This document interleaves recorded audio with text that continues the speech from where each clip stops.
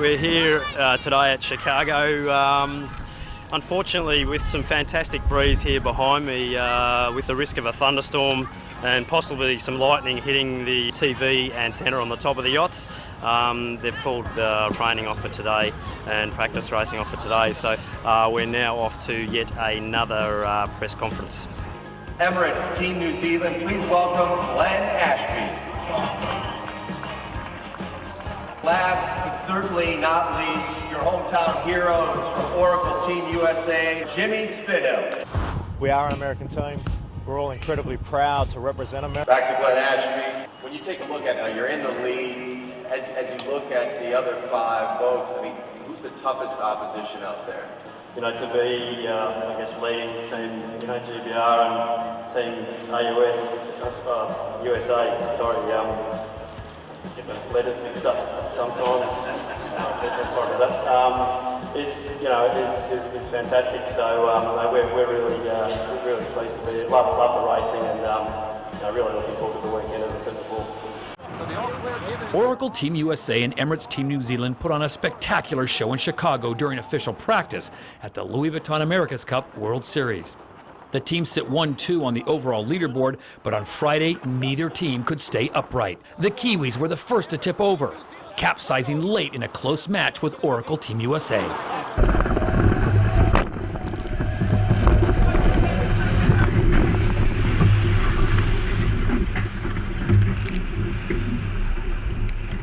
Tens of thousands of fans were lining the iconic Navy Pier. The fan zone was heaving, the best sailors and the fastest boats were ready to show what they could do.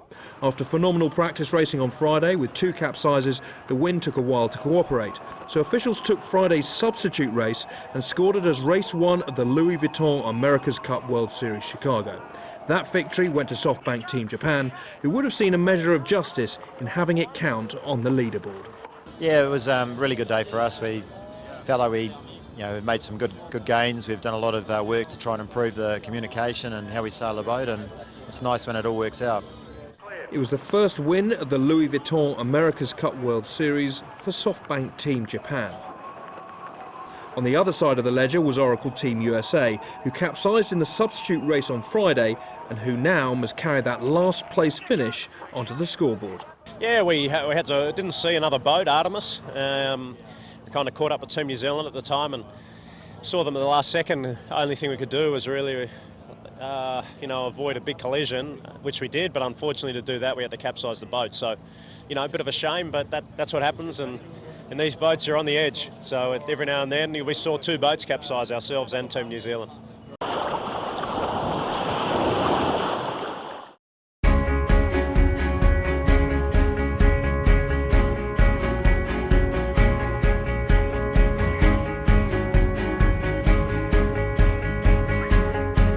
We didn't have the best race yesterday for our first race, but we've done a bit of work on the rig overnight. We're looking for a better race today.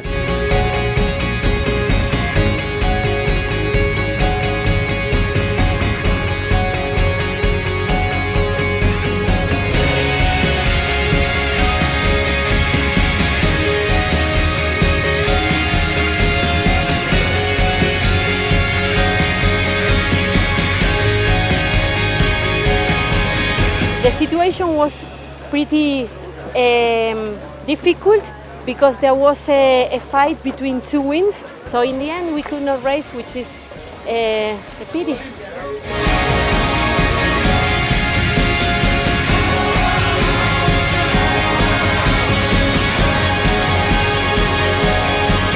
Losing helps to motivate.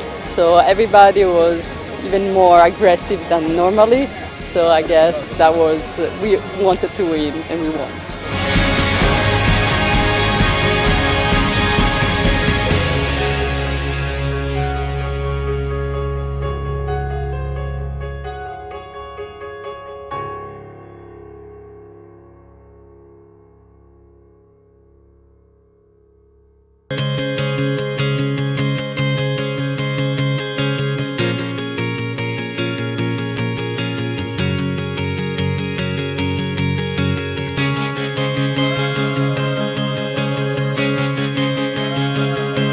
Sadly, we didn't get racing yesterday with the Wally fleet, and today hopefully they're going to put us in as a priority and get us able to get some points in on the scoreboard.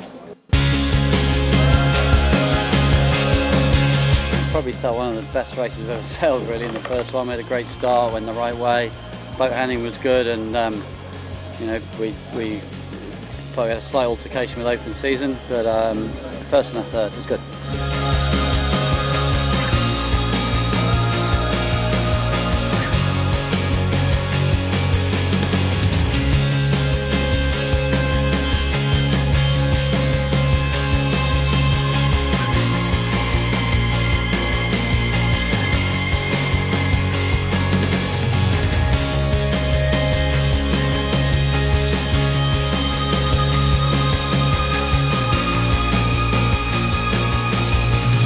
Tomorrow is another big day because we expect to have our wind condition, light stuff again, and it's great. We are lucky, we are here in this great place, and tomorrow is another fantastic day of yachting.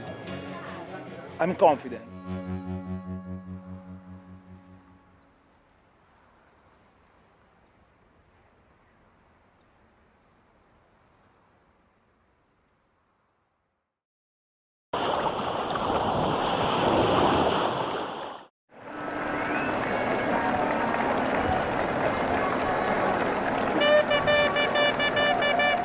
Le chenal du port des Sables d'Olonne et sa ferveur en mode Vendée Globe pour fêter le triomphe de Jérémy Bayou, vainqueur de la Transat New York Vendée.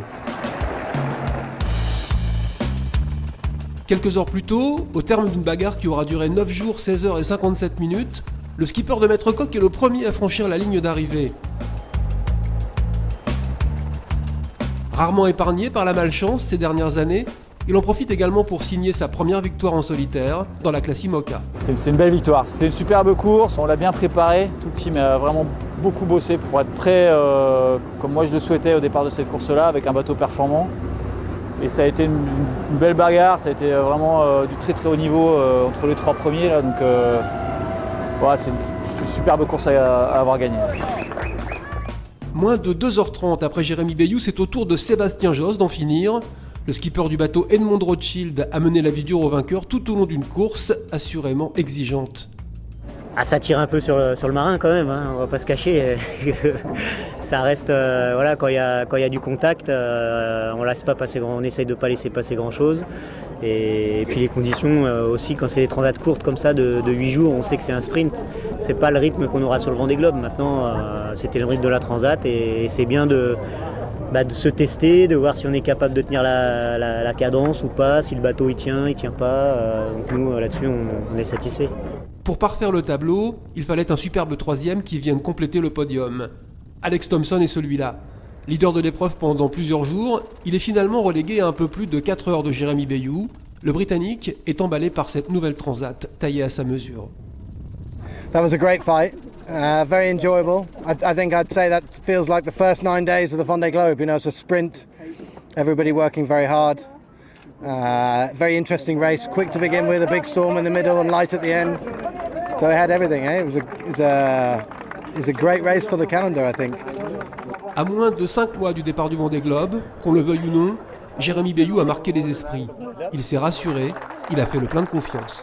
C'est moi effectivement qui me rassure sur les performances du bateau, qui me rassure sur la fiabilité du bateau, et puis qui montre aux autres aussi que je suis là, quoi. Alors l'année dernière ou l'année d'avant, moi sur ce bateau-là, j'aurais pas tenu la cadence, le bateau aurait pas tenu la cadence, et que cette fois-ci on y soit arrivé, c'est très bon signe pour le Vendée Globe. Ouais.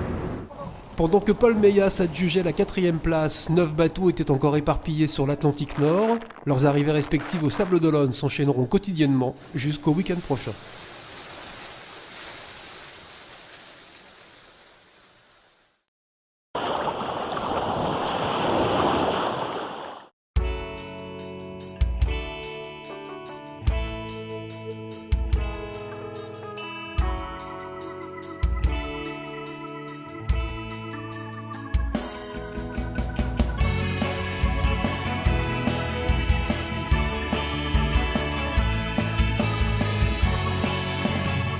Yeah, this week's been pretty difficult. We did almost actually half the competition yesterday in between 2 to 4 knots. So we've learned a lot this week in terms of tuning techniques and just our understanding in that lighter conditions. And we're actually really happy how we performed.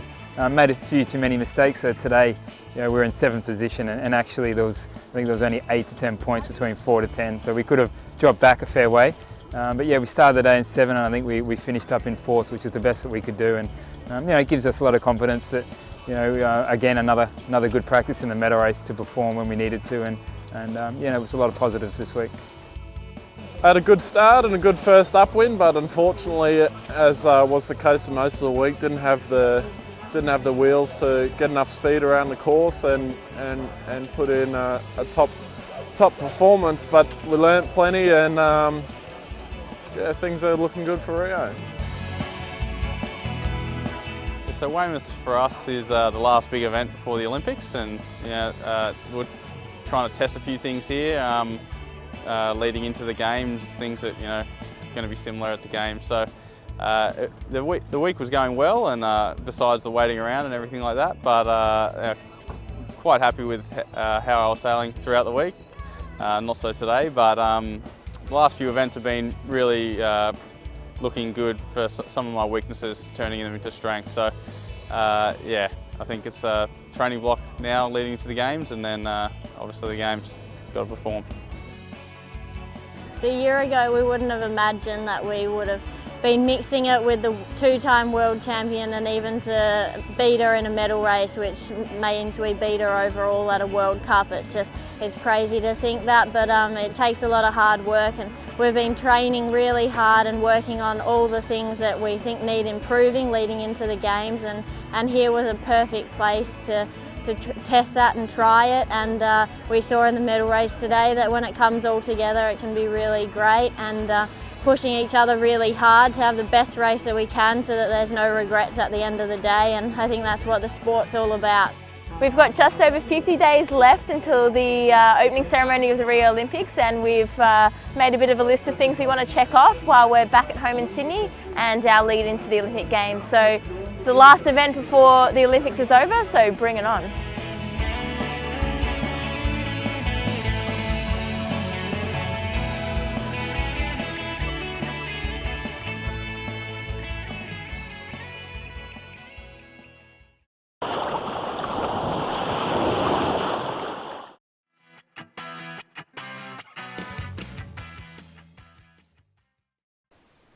Hi, this is Jack Griffin, and we're at the start of the 4th and final race of the Chicago America's Cup World Series in June 2016. Artemis Racing is ahead on points, and as long as they can finish 4th or better, they'll win the regatta. The first leg and the finish are both pretty wild. Let's take a look. Artemis wins the leeward end of the line, the shortest distance to the first mark, but they don't have the right angle and can't generate enough speed. New Zealand, Oracle, Land Rover BAR, and SoftBank Team Japan are blasting along neck and neck, all up on their foils and doing over 25 knots. They arrive at the 3 boat length zone at the mark, all overlapped, with Team Japan the inside boat with the best angle to bear off and jibe for the downwind leg. You can be sure that each helmsman is busy watching the other boats, not looking at the display showing the distance to the boundary.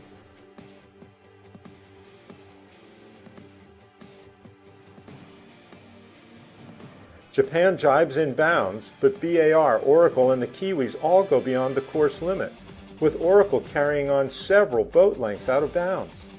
The penalties on those 3 boats should have given Artemis a chance to move into second place, but they make a mistake and start their jibe too early. When they turn back upwind to avoid France, who has right-of-way, they lose all their speed. If they had waited until they were within 5 boat lengths of the course limit, their green light would have come on, signaling that they had the right to room for their jibe. But when they started to jibe, they had no rights and had to turn to avoid France. When all 6 boats have finished their jibes, Artemis is last, and Team Japan has a big lead that they'll keep all the way to the finish. Remember that Artemis has to come in 4th or better to win the regatta. They worked their way back to 2nd, and that was their position when they rounded the last gate before the upwind leg to the finish. Now let's jump to the last 200 meters of the race. Artemis is just where they don't want to be, locked in a battle with BAR and the Kiwis and in a vulnerable position to pick up a penalty.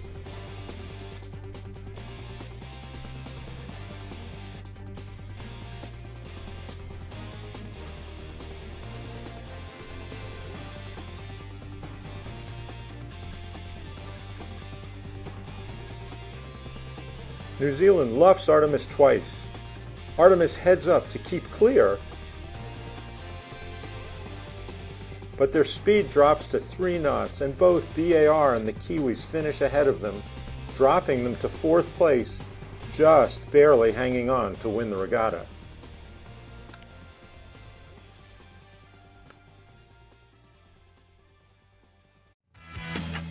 This is Jack Griffin reminding you that you can get more information at cupexperience.com.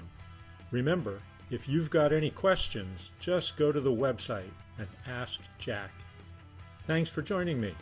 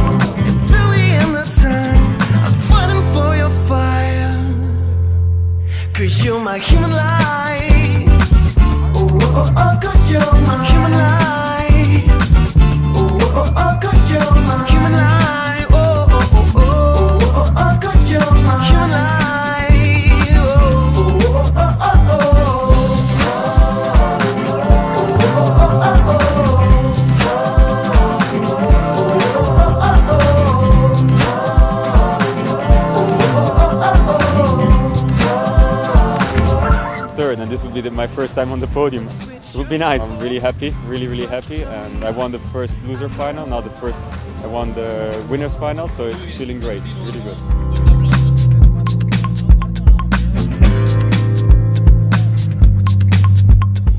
I feel very good because it was a very long week, and it's a very beautiful place. It's great for like hanging out and being with all the friendly and nice PWA guys, but it's very stressful in the same time when you don't have wind. I'm happy it ended up like this.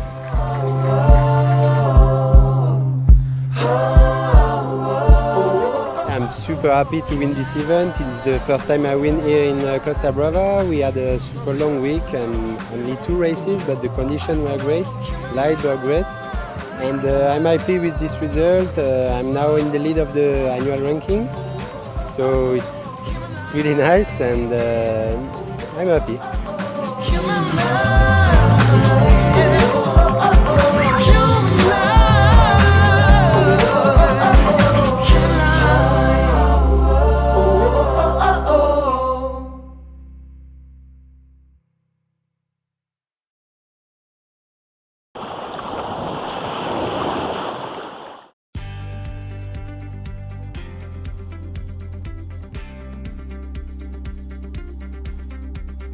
So we've got a spectacular day here in Portland, Maine for the first day of the inshore series of the Atlantic Cup presented by 11th Hour Racing. We've got about 12 to 15 knots in the harbour right now, which is going to mean some pretty fast, exciting racing. We had one incident in the last leg which was brought to the protest committee's attention, and actually Atlanta was penalised a couple of places on the previous leg. So they dropped in the standings a little bit, so they're going to be fighting hard to get those points back. We feel good. The boat's ready, the crew's ready. We've all been sailing together for quite a long time, so we feel good. The weather looks nice, and we'll go have a good time. We feel excited. We are waiting for this race for a long time, so we are happy to be sailing here in Portland. So I expect the American teams are going to be pretty strong in this inshore series. They do a lot of inshore stuff, and the guys on board know these waters very well, whereas the Spanish and the French teams haven't sailed here very much, so they'll be learning a lot as they go, but I'd look to the American teams for some pretty good performances today.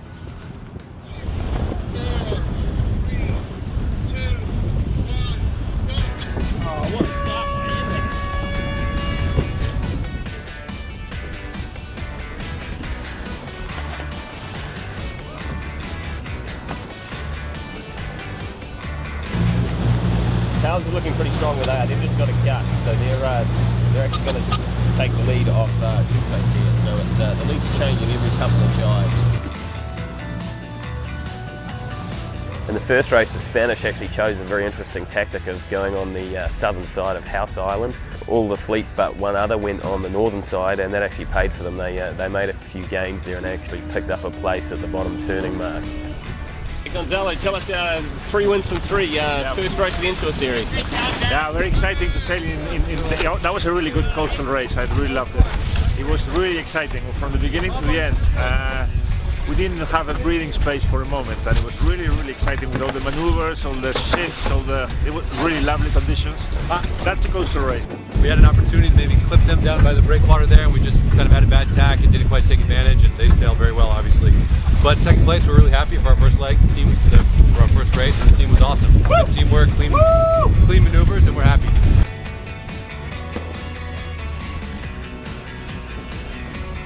Talus 2 was dominant, again showing that they've got the sailing ability inshore as well as offshore. We're very happy with the result, and the racing was really, really exciting and very close and very beautiful.